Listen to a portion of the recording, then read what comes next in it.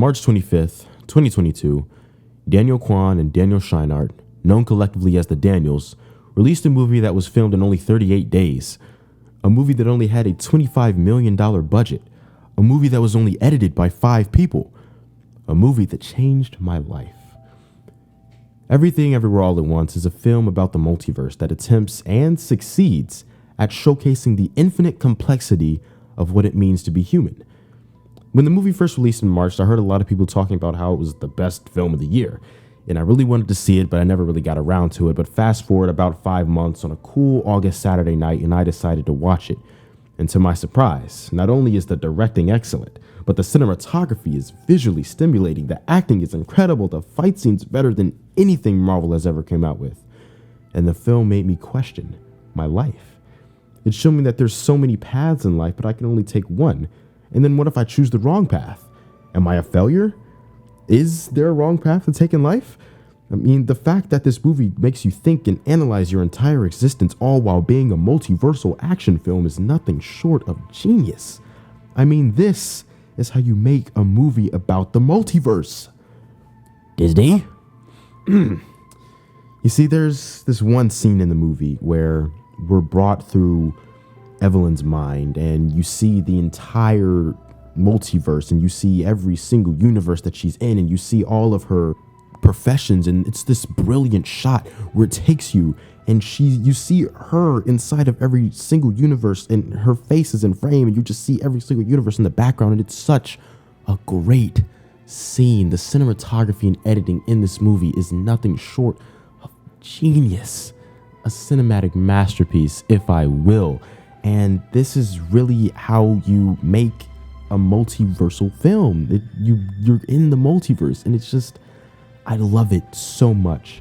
And before I talk about anything else in the movie, I want to touch on this one fight scene that's in the movie where Waymond is fighting these like people from, I think they're from the Alphaverse. I don't know where they're from, but he's having this fight scene and he's using a fanny pack as like nunchucks, and the hand-to-hand combat in the scene is just, it's some of the greatest hand-to-hand combat I've seen in any movie I've ever seen in my life. Like, it's just so good. And the fact that this movie was filmed in only 38 days with a $25 million budget, 1/4 of what Marvel movies cost. And the fact that this hand-to-hand fight scene was just so good. It's a testament to the directing and the editing and the creators of this movie. They're just great. And, you know, all the things I love about this film wouldn't be possible without the characters and their arcs throughout the story. Michelle Yeoh plays the main character of Evelyn Wong, and she's running a struggling laundromat business. Her marriage with her husband Waymond is strained, and she's trying to like control her daughter Joy's life. And her daughter Joy is the antagonist of this story, Jobu Tupaki. So in the Alphaverse, which is the first universe to figure out how to transfer your conscience through the multiverse, Evelyn in the Alphaverse is the one who figured out how to use this technology. And seeing her daughter's power and potential, she forced her to expand her mind so far that Joy was in every single universe all at the same time. And with this power, she was able to do whatever she wanted. And now she's going around terrorizing the entire multiverse. And so the first time we see Joy appear on screen, she's staring into a washing machine. And when the clothes spin, they create a dark outer circle with a little white spot in the middle. And so then this black ring with a white core is a symbol throughout the film, which becomes known to the audience as the bagel. And so the bagel is a symbol for destruction, and its ultimate purpose is to suck everything away and to provide death, in a sense, to everything in the multiverse. And so our main character, Evelyn, in our universe, she also figures out how to use the same power that Jobu Tupaki uses. And Jobu Tupaki shows Evelyn the bagel, and she comes to the same conclusion that Jobu Tupaki had reached, that nothing in this world matters. And at first, when I was watching the film, I thought that Evelyn would be making the right choice if she would have walked into the bagel and just thrown everything away, because if you can experience everything all at once in every single universe, if you can experience everything that the multiverse has to offer all at the same time, and you come to the conclusion that nothing in this world matters at all, wouldn't it just be better to, throw everything away? Because if nothing matters, then why are you here? Why bother and go through the struggle of pain and a sad, mundane, stressful, boring life if you can just throw everything away? But there's this one crucial scene in the film that changes everything, which makes this one of my favorite films of all time. You see, in contrast, the audience is met with googly eyes, which Waymond puts on everything around their home, right? And so the googly eye is a direct opposite of the bagel. It's a white ring with a black core with the ability to give life to anything it touches, in contrast to the black hole, which takes away life from everything that walks into it. And so these two opposing sides are what make me love this film so much. So, while Evelyn surfs through the multiverse, her mind is always drawn to this one universe where she's this super successful movie star and she's not married to Waymond. But one night after one of her shows, she sees him and they have a conversation. And at this point in time in the film, Evelyn's actual conscience is in the conscience of her multiversal self.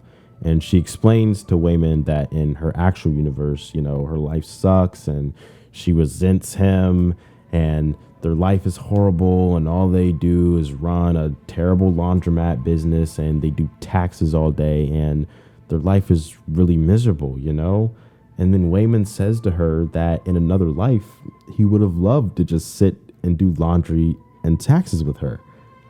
And when I heard that, I was like, wow, that's crazy, because in this universe, it looked like Waymond was successful too. But, the success didn't really matter to him. All that mattered was his relationship with Evelyn. He didn't need all the big fancy stuff. All he needed was a sad, mundane little boring life with his wife. And that really impacted her, because why would anyone want to just sit and do laundry and taxes with her all day? And you see in the film, Waymond is what the modern media would call a beta male. He doesn't take charge. His wife bosses him around, and he generally just goes with the flow in life, not having a say in what happens to him. But it's this exact quality about Waymond that makes him the hero of the story. Just going along with the flow makes him strong. It's not always possible to get our way. We can't always influence what happens in our lives. Sometimes we just have to be like Waymond and let life happen and find some sort of joy whenever life presents to us. You see, Waymond, he has this very powerful quote that I like, and he says to the audience, he says to Evelyn that this is how he survives, with joy. You see, I remember a couple weeks ago, there was this career fair that I wanted to go to because I wanted to put myself out there for companies to see, try and get an internship, but I also had a class at the same time. And then with the career fair, I'd have to leave early from it because I had a quiz that day that I didn't study for. And then while I'm working my front desk job, I realized I need to make a resume. So now I'm making a resume while I'm supposed to be working. And then I had a calculus exam the next day, and I wanted to edit a video because I'm committed to making the quality content for you guys. So I needed to study for the calc exam and make edit the video. And it felt like everything was everywhere all at once. Then I remembered the message of the film. You see, what I took away from the movie is that you have to find happiness within the madness.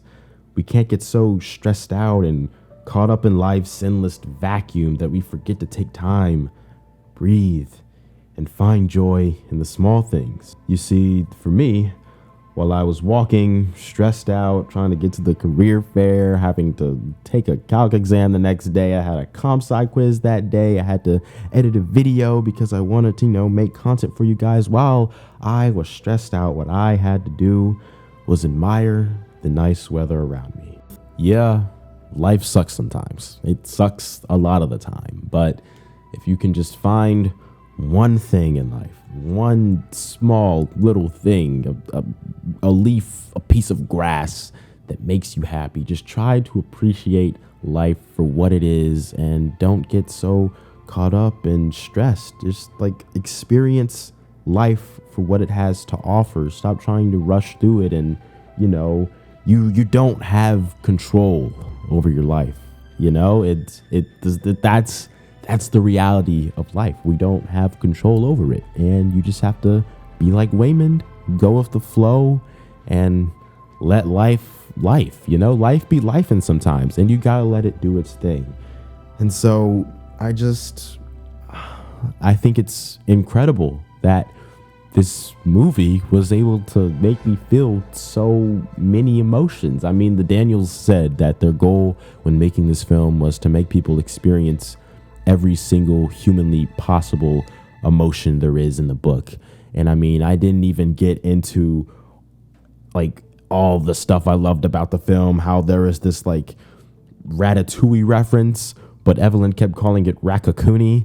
And then it turns out that there's an alternate universe where Ratatouille is a raccoon and he works at a Benihana trying to like do hibachi, but it's a raccoon instead of Remy the rat. And it's really cool. There's a universe where Evelyn was married to the tax lady and they had hot dogs for fingers. I mean, this movie is goofy. I mean, like I said, the dude was fighting a whole group of people using a fanny pack as a nunchuck.